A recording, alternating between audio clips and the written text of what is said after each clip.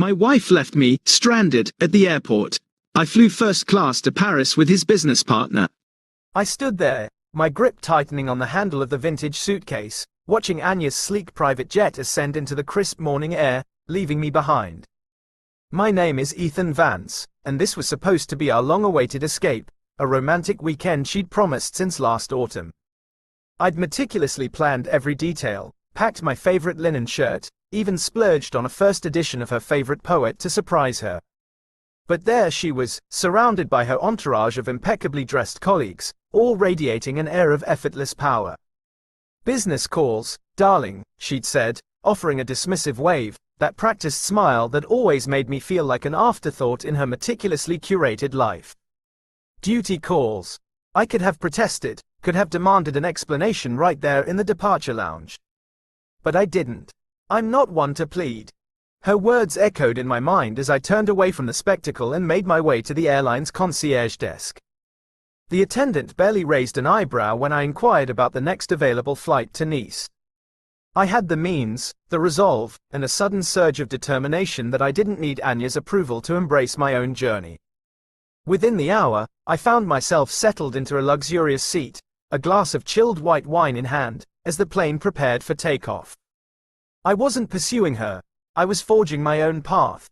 15 minutes after her jet disappeared, I knew she'd received the notification I'd scheduled earlier that morning, right after she delivered her casual dismissal. It was from our shared legal representative, a discreetly timed message I'd arranged with a few taps on my phone. Subject: Initial separation proposal. I could almost visualize her reaction, those perfectly sculpted eyebrows arching in surprise, her composure momentarily faltering. She'd be thousands of feet in the air, amidst her chattering companions, and suddenly confronted with the consequences of her actions. Let her grapple with that. By the time my flight touched down in Nice, my phone was already vibrating insistently. I chose to ignore it, allowing it to buzz in my pocket as I stepped into the sun-drenched vibrancy of the French Riviera. A flood of messages, I'd later discover, a mix of justifications, demands, and belated apologies she'd composed while I was soaring above the clouds. But in that moment, I was focused on Nice, on the promise of a new beginning. I claimed my bag, straightened my jacket, and ventured into the city that was poised to redefine my existence. The air carried the scent of salt and possibility. I wasn't looking back.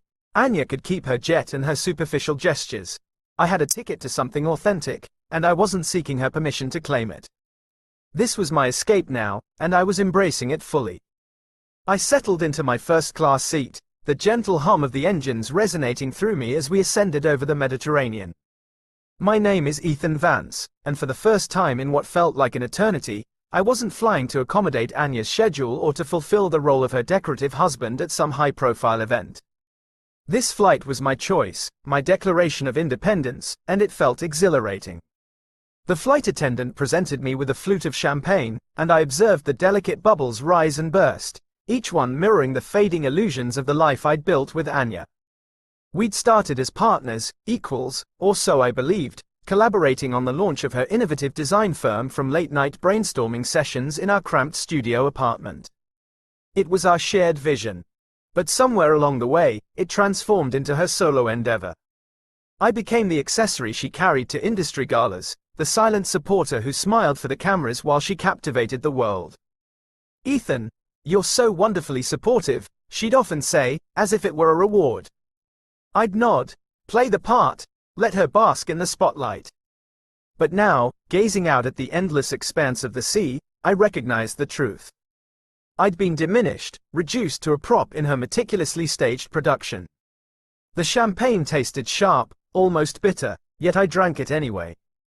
I retrieved the leather-bound sketchbook she'd gifted me last year. It was one of those extravagant presents she favored, aesthetically pleasing, seemingly thoughtful, yet devoid of genuine sentiment.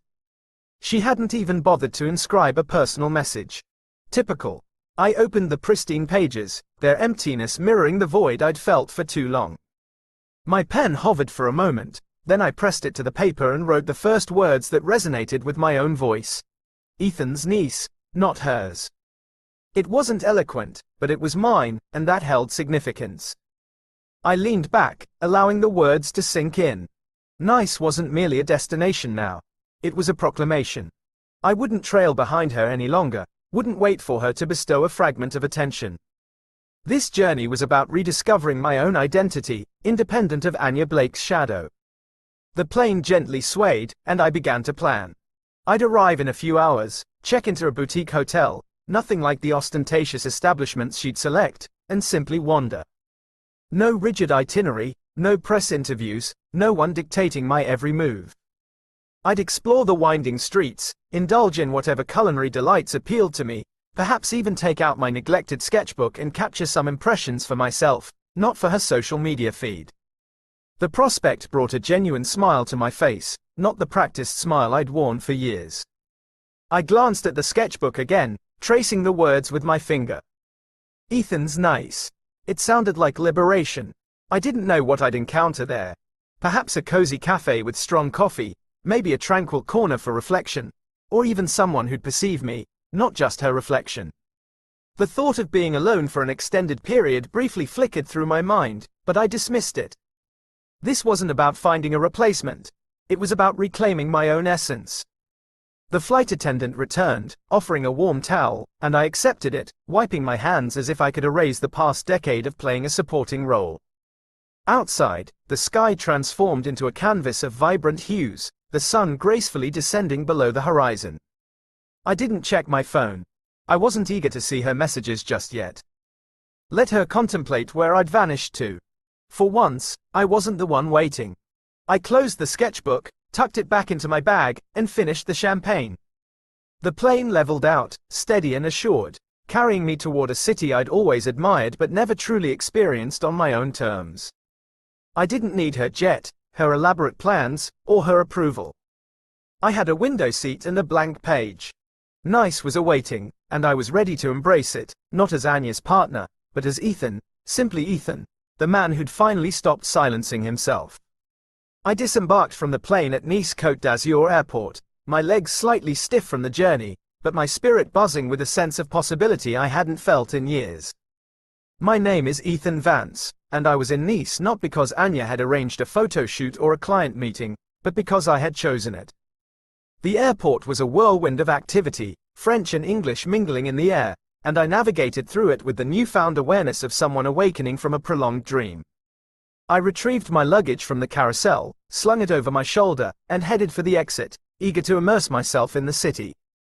But before I could venture far, a voice called out, smooth and familiar. Ethan Vance, as I live and breathe. I turned to see Damien Moreau leaning against a pillar, his trademark confident smile playing on his lips. Damien was one of Anya's former investors, a shrewd businessman with a talent for identifying potential and a reputation for not tolerating her manipulative tactics. He'd withdrawn his investment from her company a few years prior, citing creative differences, and had since become her primary competitor in the industry. Damien, I greeted him, shaking his hand. What brings you here? He chuckled, adjusting the sleeve of his impeccably tailored suit. Same as you, I suspect, he said, escaping her gravitational pull. I heard about the airport incident. Classy move, by the way. I smirked, unsure how he was already aware, but Damien always had his finger on the pulse of the industry. Yeah, well, I wasn't about to succumb to her drama. He nodded in agreement. Good. You're not the only one she's tried to sideline, you know. She uninvited me from her exclusive retreat this weekend. Thought I'd make an appearance anyway. He reached into his inner pocket and produced an elegant invitation, handing it to me. You should join me. She's headlining, or was supposed to be. It would be a shame if she didn't see some familiar faces in the crowd. I accepted the invitation, examining it. It was for a prestigious tech symposium in Nice, one of those invite-only gatherings where CEOs and industry leaders exchanged pleasantries and celebrated their achievements. Anya had been preparing for it for weeks, rehearsing her keynote address in our living room while I offered polite encouragement. She's not aware you're coming, is she? Damien inquired, his eyes gleaming with mischief. No, I replied, a grin forming on my lips. She will be soon. He clapped me on the shoulder, laughing. That's the spirit. Come on, let's find a drink. You look like you could use one. We found a sophisticated bar just outside the terminal, all sleek lines and ambient lighting, and ordered 2 glasses of single malt scotch. The first sip had a warming effect, anchoring me in this newfound reality where I wasn't simply reacting to Anya's actions. I was charting my own course. Damien leaned back in his chair, swirling his drink thoughtfully. "So, what's the plan, Ethan? You're here. She's probably losing her composure. Where do you go from here?" I paused to consider, the invitation still resting in my hand. "I'm not sure yet. I just needed to get away, clear my head. But this," I tapped the invitation, "this feels like a beginning." He nodded in agreement. "She's built a lot on your contributions, you know. Those innovative marketing strategies, the ones that propelled her brand to success. I recall who conceived them." I looked at him, surprised he'd bring it up. "That was a long time ago." "Doesn't mean it's any less true," he countered, taking a sip of his scotch. "She's adept at claiming credit. You're skilled at letting her. Perhaps it's time for a change." His words resonated with a force I hadn't anticipated. I'd spent years convincing myself that it didn't matter, that I was content supporting her, being the indispensable figure behind the scenes. But sitting there with Damien, the warmth of the scotch spreading through me, I acknowledged how much of myself I'd sacrificed. Nice wasn't just a getaway anymore. It was an opportunity to reclaim what was rightfully mine. We finished our drinks, and Damien stood, placing a few euros on the table. "See you at the symposium, Ethan. Don't let her off easily." He departed, leaving me with the invitation and a whirlwind of thoughts. I tucked it into my jacket, paid for my drink, and stepped outside. The air was crisp, the city sprawling before me. I didn't have a concrete plan for the symposium, but I knew one thing. Anya was about to discover I wasn't her silent shadow any longer. I hailed a taxi, provided the driver with the name of a boutique hotel I'd found online, nothing extravagant, just mine, and watched the dazzling lights of Nice blur past. This was my chance, and I wasn't backing down. I awoke to the sounds of Nice stirring to life outside my window, a gentle hum of activity that felt worlds apart from the meticulously curated world of Anya's existence. My name is Ethan Vance, and I checked into Hotel Le Petit Bijou, a charming boutique hotel nestled in the heart of the old town. It wasn't the kind of place Anya would ever choose, no grand lobby or obsequious concierge, but it was perfect for me. The room was intimate, with exposed wooden beams and a view of the narrow cobblestone streets winding through the historic district. I didn't need a penthouse suite to feel alive here. I threw on a casual jacket, grabbed my sketchbook, and ventured out, letting the morning air wash over me like a clean slate. The streets were narrow, lined with ancient stone buildings and vibrant flower boxes overflowing with color. I strolled without a destination, something I hadn't done in years. With Anya, every trip was a precisely orchestrated itinerary of meetings, photo shoots, and social engagements. But today, I was simply a man with a sketchbook, exploring a city that didn't know or care who I was married to. I stopped at a quaint cafe, the kind with mismatched chairs and waiters who didn't rush you. The coffee was strong, the croissant flaky and warm, and I sat there, observing the world go by. Artists with easels, elderly couples strolling hand in hand, children chasing pigeons through the square. No one inquired about Anya's latest project or directed me to pose for a photograph. It was just me, present in the moment, and I felt the tension ease from my shoulders for the first time in what felt like an eternity. After breakfast, I wandered toward the artistic quarter, the sketchbook slung over my shoulder like a cherished companion I'd neglected for too long. Art used to be my passion, a form of expression Anya had subtly dismissed as a hobby. "It's a charming pastime, Ethan," she'd say, as if I were a child playing with toys. I'd gradually stopped pursuing it, rarely carrying my sketchbook unless she required a quick sketch for a design concept. But here in Nice, I opened it and began to draw, the intricate details of a fountain, the play of light on a weathered facade, a vendor arranging flowers in a market stall.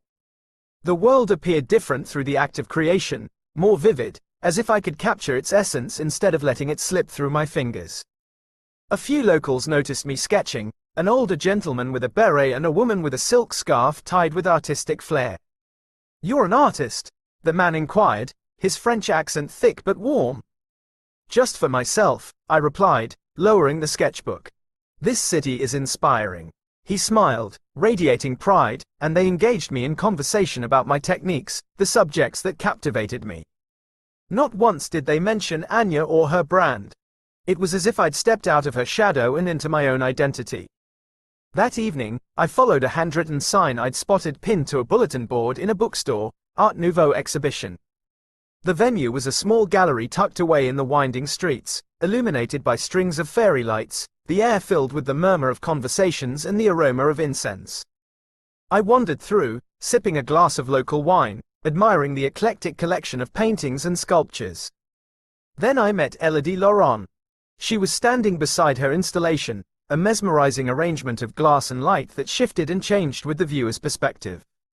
She had fiery red hair pulled back in a loose braid, paint splattered on her denim jacket, and intense green eyes that seemed to see directly into your soul. "What do you think?" she asked, gesturing toward her work. "It's like it's both whole and fragmented at the same time," I said, unsure if my observation made sense. She smiled, a slow, knowing expression. "Exactly. Unity and duality. You understand." We spoke for a while, her voice soft but resonant. She explained the concept behind the piece, how it explored the complexities of identity, the need to break down existing structures to discover what lies beneath. "Sometimes you have to disappear to truly be seen," she said, and her words struck me with unexpected force. I'd been disappearing for years, fading into Anya's spotlight. But perhaps I didn't have to anymore. I told her about my sketchbook, how I'd started drawing again that day, and she nodded in encouragement. "You should come back tomorrow," she said. "There's a workshop. Bring your drawings." I left the gallery with her words echoing in my mind, the city lights shimmering below me. Nice felt like a liberation, each step carrying me further away from the person I'd been. I didn't need Anya's approval or her meticulously planned vacations. I had a sketchbook, a city map marked with coffee stains, and a stranger's invitation to continue exploring. Nice was mine now, and I wasn't relinquishing it. I returned to Hotel Le Petit Bijou after the exhibition, my mind still buzzing with Elodie's insights and the way Nice had begun to feel like my own. My name is Ethan Vance, and I'd been running on a newfound energy all day, wandering the streets, sketching, engaging in conversations with people who didn't know me as Anya Blake's partner. The hotel room was tranquil, the only sounds the gentle creak of the floorboards and the distant murmur of the city outside. I tossed my jacket onto the chair, kicked off my shoes, and sank onto the bed, gazing up at the ceiling. My phone rested on the nightstand, dark and silent. I hadn't turned it on since the airport, hadn't wanted to confront whatever messages Anya was sending. But a sense of curiosity pulled at me now, or perhaps just the need to gauge the extent of her reaction. I picked it up, pressed the power button, and waited as it whirred to life. The screen illuminated, revealing a flood of notifications, all from her. I scrolled through them, not opening them yet, simply observing the previews accumulate like a train wreck I couldn't look away from. The initial messages were curt, dismissive, classic Anya. Still at the airport. One read, "You're overreacting." Another, "Don't be dramatic." I could almost hear her voice in my head, that sharp tone she adopted when she believed she was in control. She probably sent those right after her jet took off, sipping champagne with her entourage, confident I'd patiently await her return. By message 20, the tone had shifted. "Where are you?" she'd written. No trace of that practiced smirk. Then, a few messages later, "Ethan, answer me." I continued scrolling, the words blurring together. By message 45, she was clearly angry. "What the hell did you do?" That must have been when the separation. Hello. Thanks for watching and being part of this journey. If you enjoy story like this, please like, comment, and subscribe. Your support means the world. Now let's dive into the story. She didn't hesitate. "I'm in. Meet me there in an hour." I hung up, grabbed my sketchbook and the printed drawings, and headed out. Le Marais was a labyrinth of narrow streets and ancient buildings, buzzing with galleries and cafes. The space Elodie had found was perfect. White walls, worn wooden floors, a large window flooding the room with natural light. The owner, a gruff but amiable man named Pierre, agreed to a short-term rental, muttering about eccentric artists but handing me the keys. Elodie arrived with a toolbox and a wide grin, and we set to work. We hung the drawings, my silhouette against the backdrop of Nice's streets, the fragmented gala image, the flower stall lady caught in a moment of laughter. I titled it, Uncropped, a name that felt right, as if I was finally stepping into the frame. We worked all day, adjusting frames, refining the layout, until it felt like a tangible expression of my journey. By the next afternoon, we were ready to open, nothing extravagant, just a sign outside and word of mouth. People trickled in, locals mostly, then a few tourists, their voices echoing off the walls as they examined my work. I stood back, observing them linger, point, and discuss. A woman in a red coat purchased the flower stall drawing, saying it reminded her of her grandmother. A bearded man inquired about the technology behind the digital pieces. It wasn't a large crowd, but it was enough. 2 days later, every drawing was sold. I couldn't stop smiling. Damien stopped by that second night, his suit as sharp as ever. "Congratulations," he said, handing me a beer from a nearby bar. "You're quite the sensation. By the way, she's been trying to buy back your shares in the company." "Too late," I laughed, clinking my bottle against his. "She can keep scrambling. I'm good here." He nodded, surveying the gallery. "This is you, Ethan. Not her shadow. She'll be furious when she hears about this." I didn't need to see her reaction. I could imagine it. Those perfectly arched brows furrowed, her lips pressed into a tight line. But it didn't matter anymore. The gallery was mine, the drawings were mine, and the people who'd bought them saw me, not her. Elodie joined us, her paint-splattered jeans a stark contrast to Damien's polished attire. "You did it," she said, nudging me. "Told you there was something honest in there." "Couldn't have done it without you," I replied, meaning it. She shrugged, but her eyes conveyed her understanding. We stood there, the three of us, as the last visitors departed, leaving the space quiet once more. I gazed at the empty walls, the "sold" tags still affixed, and felt a sense of fulfillment, not just pride, but something I'd lost along the way. This was my passport to the real me, stamped and signed in Nice. I didn't need Anya's approval or her empire.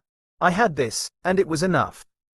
I awoke on my final day in Nice to a quietude that settles in after a storm, gentle, unwavering, and mine. My name is Ethan Vance, and I'd spent the week rewriting my narrative, step by step, drawing by drawing, until I was no longer merely Anya's partner. The room at Hotel Le Petit Bijou felt smaller now, as if I'd outgrown it, my bags half packed by the window. I didn't know where I'd go next, back home perhaps, or somewhere new, but I knew I wasn't the same man who'd arrived here. I retrieved my phone from the nightstand, the screen illuminating with a single new message. It was from her, sent just after midnight. "Do you still love me?" I stared at the words, stark against the soft morning light. Anya, always cutting to the core when she was desperate. I could picture her typing it, probably alone in some hotel suite, her nails clicking on the screen, waiting for me to capitulate, as I always had. My thumb hovered over the reply button, a dozen old habits urging me to say yes, to smooth things over, to offer her something to hold on to.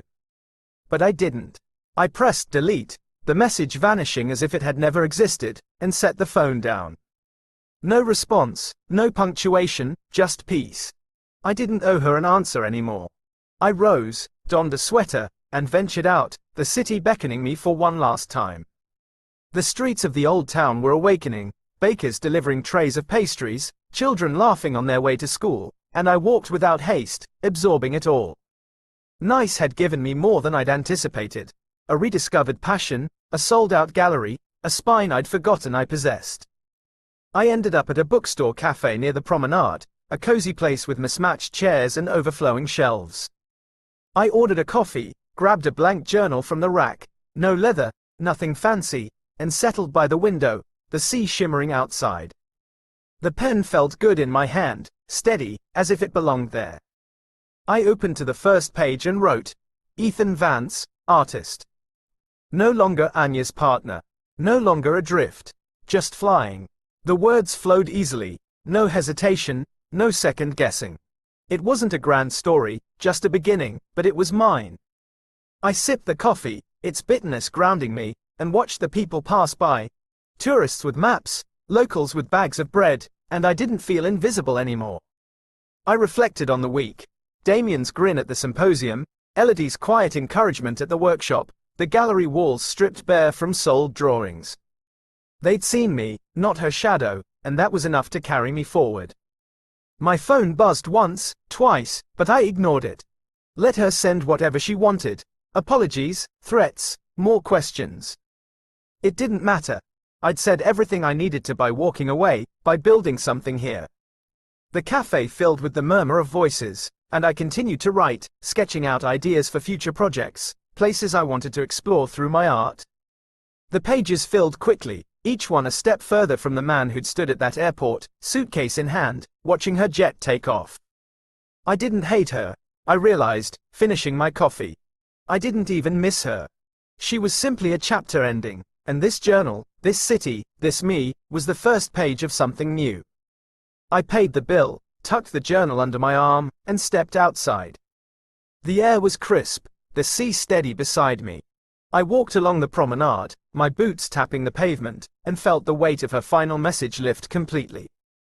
No, I didn't still love her, not in the way she meant, not in the way that kept me tethered.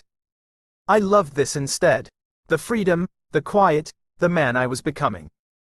I paused at a bridge, leaned on the railing, and watched a boat drift by. Nice stretched out around me, its lights flickering on as the day faded. I'd fly out tomorrow, but I wasn't leaving empty-handed. I had a new story, a first chapter written in my own hand, and that was more than enough to take with me. I stood on that bridge over the sea, the cold metal of the railing pressing into my palms, and watched the boat disappear around a bend. My name is Ethan Vance, and this was my last night in Nice, a city that had dismantled me and reassembled me in ways I hadn't foreseen. The air was sharp now, the kind that bites at your nose, and the lights along the waterfront shimmered as if winking at me. I wasn't ready to leave, not entirely, but I knew I couldn't stay forever. Tomorrow, I'd fly out, back to a life I'd have to reconstruct from the ground up, but tonight was still mine. I pulled my jacket tighter and began to walk again, no plan, just the desire to savor every remaining moment of this place. The streets were quieter now, the crowds thinning as the city settled into its evening rhythm. I passed a man playing an accordion, the notes slow and melancholic, and tossed a few coins into his hat. He nodded, not interrupting his tune, and I continued on, the music following me like a shadow. I thought about the journal in my bag, the one I'd started at the cafe, the words I'd written, Ethan Vance, artist. It still felt strange to refer to myself as such, but it fit better than Anya's partner ever had. I wondered what she was doing at that moment, probably back home by now, pacing our old apartment, berating her assistant or her lawyers.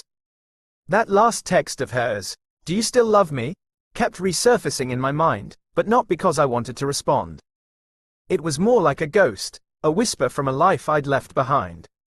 I felt no guilt, no lingering affection, just a sense of completion. I turned down a street I hadn't explored yet, narrower than the others, with antique lanterns casting pools of light on the cobblestones. A small bar caught my eye, nothing fancy, just a wooden sign swinging above the door that read, Le Repos. Sounded good. I pushed inside, the warmth embracing me like a hug. The place was intimate, half full, with low ceilings and tables scarred from years of use. I ordered a scotch at the counter, the bartender pouring it without a word, and took it to a corner by the window. The glass was heavy in my hand, the amber liquid catching the light, and I sipped it slowly, letting it burn its way down. A man at the next table was sketching on a napkin, his pencil scratching quick lines, and I watched him for a moment, feeling a familiar urge to pull out my sketchbook. I didn't, though, just sat there, absorbing the atmosphere. Then the door creaked open, and Elodie walked in. She spotted me immediately, her dark hair loose tonight, a scarf draped around her neck. "Fancy meeting you here," she said, sliding into the chair across from me without asking. "Thought you'd be packing." I smiled, setting the glass down. "Thought I'd say goodbye to Nice first. What about you?" She shrugged, ordering a glass of wine from the passing bartender. "I live here, but I like this place. Good for thinking." We sat there in silence for a moment, the hum of the bar filling the space. She looked at me, her eyes steady, as they'd been at the workshop. You're different now, she said, not a question. Yeah, I replied, nodding.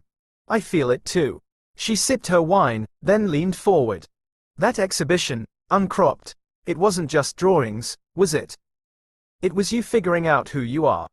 I considered her words, the way those images had pulled me out of Anya's frame. Guess so. Took a while to see it. She smiled, small but genuine. Most people don't. They stay cropped. We talked for hours, about art, about Nice, about the way things crumble and rebuild. She told me about her next project, something involving sound and light, and I told her about the journal, the idea of continuing this journey wherever I landed next. The scotch ran low, the bar emptied, but we didn't move. It wasn't flirtatious, anything more than two people who understood each other, but it felt good, solid, like an anchor in all this newness.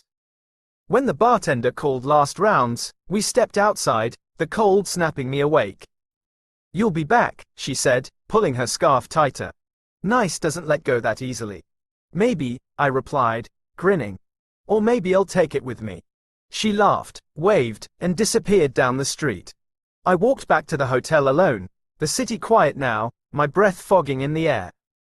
I finished packing my bags, tucked the journal in last, and lay on the bed, staring at the ceiling.